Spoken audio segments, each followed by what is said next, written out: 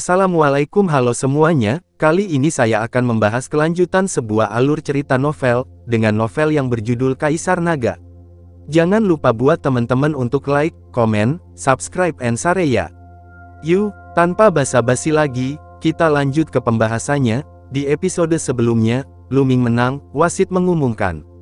Lu Ming ketiga, tidak ada ketegangan. Ya Tuhan, bukankah Lu Ming memecahkan rekor Feng Wuji? Itu terlalu menakutkan. Seorang jenius yang lebih kuat dari kakak senior Feng Wuji telah bangkit. Sulit dikatakan, menjadi kuat sekarang bukan berarti menjadi kuat di masa depan, akan ada lebih banyak kesulitan di masa depan. Aku tidak bisa melihat orang ini. Apakah dia benar-benar ingin menjadi yang pertama, ucap Mulan. Wajah Mulan benar-benar berubah menjadi senyuman. Sementara itu, Pang Xi dan Hua Qi gemetar karena kegirangan, tidak mampu berbicara. Kemudian, kompetisi dilanjutkan. Setelah putaran kelima, itu adalah putaran keenam. Di babak keenam, Lu Ming menghadapi Ling Kong. Lu Ming dan Ling Kong sudah bertarung kemarin, jadi tidak perlu bertarung lagi. Ling Kong menyerah begitu saja. Dalam 6 ronde, hanya ada 3 orang yang mempertahankan kemenangan penuh. Zhang Muyun, Duan Muyunyang, Lu Ming. Pada saat ini, situasinya berangsur-angsur menjadi jelas.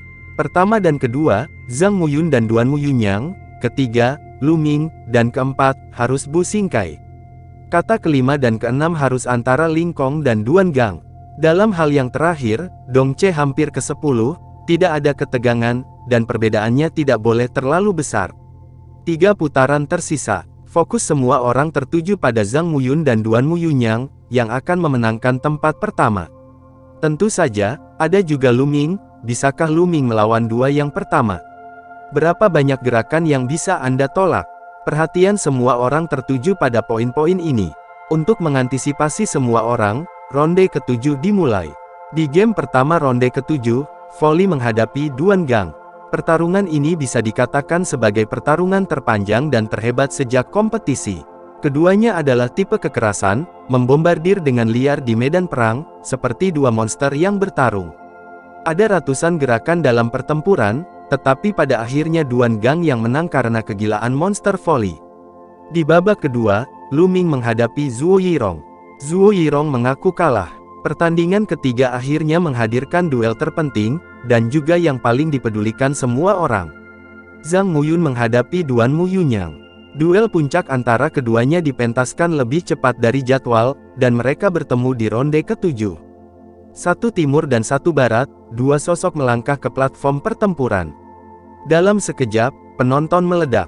1 pedang pertama, 1 pisau pertama, peringkat pertama dan kedua dalam daftar perunggu. Duel antara keduanya membangkitkan darah di hati para pejuang muda. 2 orang di atas panggung. Zhang Muyun, setahun yang lalu, aku dikalahkan olehmu. Ini memalukan bagiku Duan Muyunyang. Sekarang, aku ingin merebut kembali kejayaanku dan menginjakmu di bawah kakiku. Tatapan Duan Muyunyang seperti harimau, sangat mendominasi. Bahkan di hadapan Zhang Muyun, dia masih sombong dan mendominasi. Ini adalah karakter alami, dia bisa dibilang mendominasi. Tapi Zhang Muyun lebih seperti raja, dengan postur naga dan harimau, matanya seperti bintang, dan dia selalu memiliki senyum lembut di wajahnya, berkata, Duan Muyunyang, kamu kalah dariku tahun lalu, dan Anda tidak memiliki kesempatan tahun ini, dan Anda tidak akan melakukannya di masa depan. Jika ada kesempatan, jarak di antara kita hanya akan tumbuh semakin jauh. Suara Zhang Muyun tenang dan lembut, tetapi penuh dengan kepercayaan diri yang tak tertandingi. Jika orang biasa berani mengatakan itu, semua orang akan berpikir bahwa dia sombong, sombong dan sombong. Tetapi ketika kata-kata ini keluar dari mulut Zhang Muyun, tidak ada yang merasa bahwa dia sombong dan sombong, tetapi merasa bahwa dia mengatakan sebuah fakta. Karena dia berhak mengatakannya. Sudah kubilang ambil kembali kalimat ini, ambillah. Duan Muyunyang berkata dengan dingin. Ledakan, aura yang kuat meletus dari tubuh Duan Muyunyang, dan dia tidak bergerak di atas kepalanya. Ada pedang sepanjang beberapa meter yang terkondensasi penuh dengan energi sejati, memotong udara, dan membunuh Zhang Muyun. Bang! Ada suara pedang, dan di atas kepala Zhang Muyun, pedang besar juga terbentuk, dan dipotong ke depan. Ledakan. Ketika pedang bertemu, ki pedang dan cahaya pedang yang tak terhitung jumlahnya dibangkitkan, dan mereka menembak ke segala arah. Puff engah-engah, energi pedang dan energi pedang ditembakkan dengan padat di tanah. Jika bukan karena banyaknya prasasti yang terukir di tanah, itu sudah penuh dengan lubang. Ini hanya ujian, tapi sudah mencapai tingkat yang mengerikan. Hancurkan seni pedang, miling.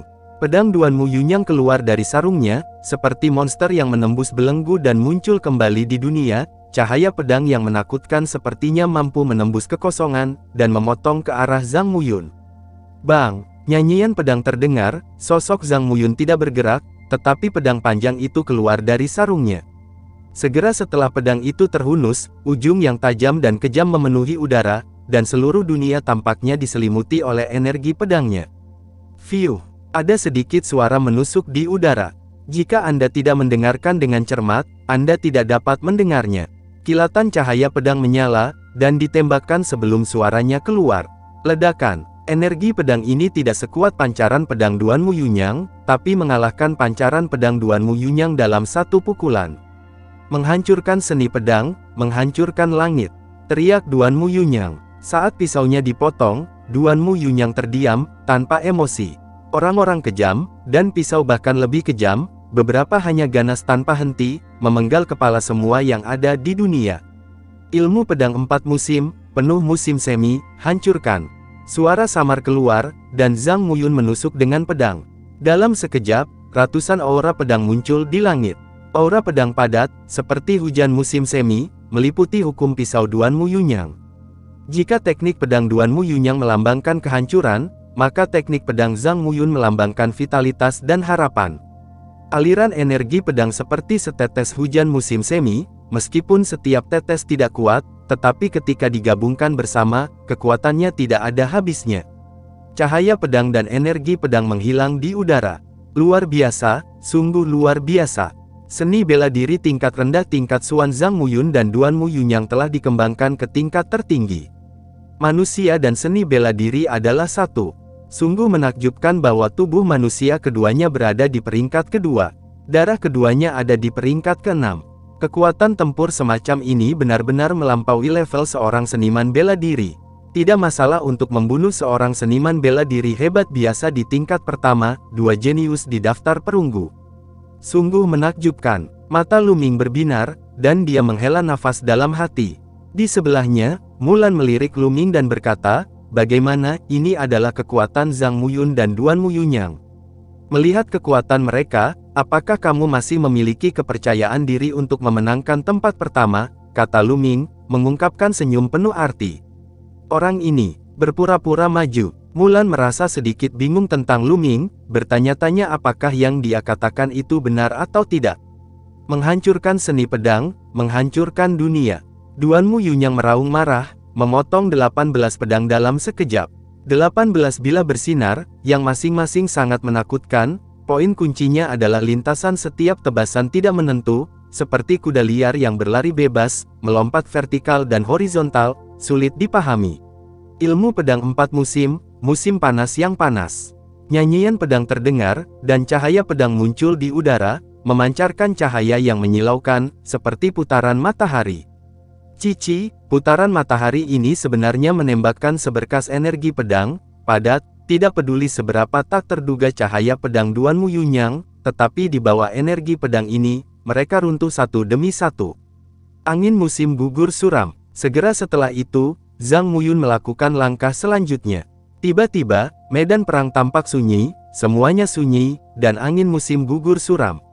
Cahaya pedang layu melintas di langit, memotong ke arah Duan Mu Yunyang. Ledakan. Dengan raungan, Duan Mu Yunyang mundur dengan cepat. Lalu setelah itu, bagaimanakah kelanjutan ceritanya next di episode berikutnya ya? Wassalamualaikum warahmatullahi wabarakatuh.